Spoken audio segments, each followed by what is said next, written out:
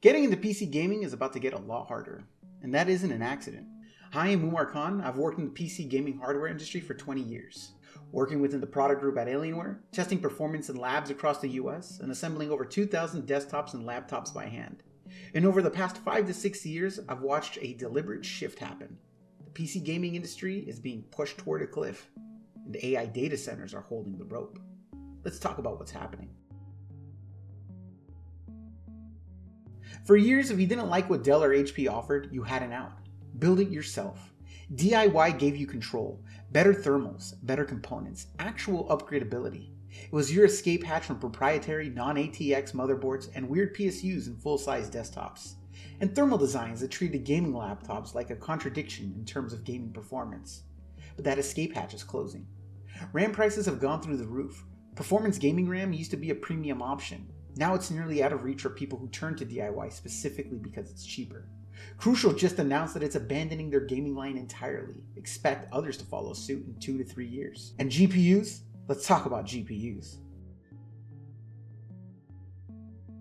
During the pandemic, GPU prices exploded because of crypto mining. I sold my RTX 3080 locally for $2,000. That's double its retail price. Cards were impossible to find. OEMs like Dell had locked in supply chains, so suddenly buying a pre-built entirely made more sense than trying to find a GPU on its own. But that was a temporary crisis. This is different. Fast forward to today, 2026. Nvidia is divesting from gaming GPU supply. They're selling what I'd call gaming essentials, cards like RTX 3060s, and sending everything else to AI data centers. And the RTX 5090, $2,000 to $4,000. That's not a high-end enthusiast card. That's a luxury item. Component manufacturers across the board are pulling away from gaming and going all in on AI because AI data centers pay better. They buy in bulk. They're more profitable. And it's a whole lot easier to sell to a few stakeholders than a bunch of vocal gaming consumers. So here's where we're headed. DIY isn't going away, but that market is shrinking fast. You'll still have a small segment of performance-focused builders and streamers who need local hardware. Everyone else, you're sold out of luck. You're going to be funneled into 2 options. Option 1, buy a pre-built from Asus, Dell, or HP. These companies already have supply chain advantages. They can offer complete systems cheaper than you can build them yourself, just like during the pandemic, but permanent this time. And then there's your second option, cloud gaming. Here's the thing, those AI data centers being built right now, they're packed with high-performance GPUs, massive RAM pools, and enterprise storage. If and when the AI bubble bursts, those data centers don't just disappear, they'll get repurposed. Cloud gaming services are the perfect use case. The infrastructure is already there. The hardware is already deployed. All they need to do is pivot the business model. PC OEMs have been trying to consolidate their product lines for years. They've watched smartphones and tablets cannibalize the traditional consumer PC market. The one segment that's held out? Gaming PCs. But now they have a path forward.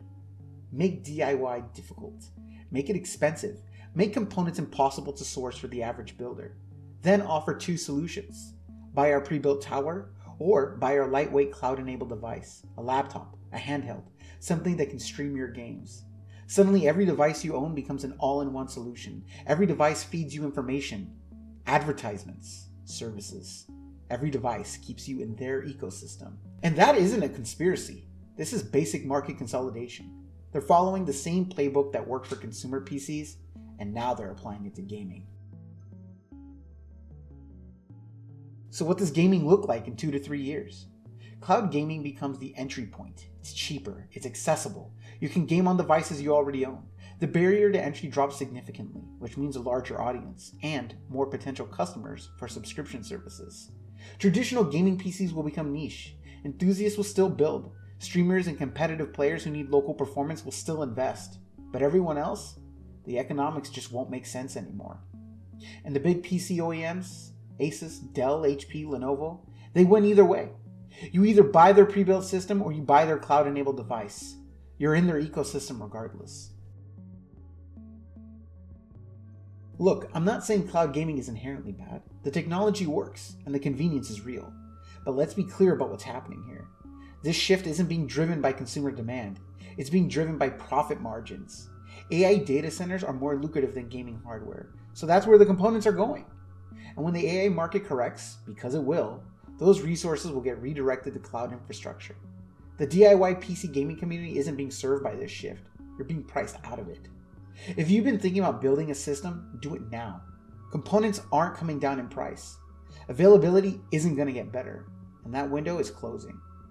And if you're already in the ecosystem, hold on to your hardware, because the future of PC gaming might not include owning a PC at all.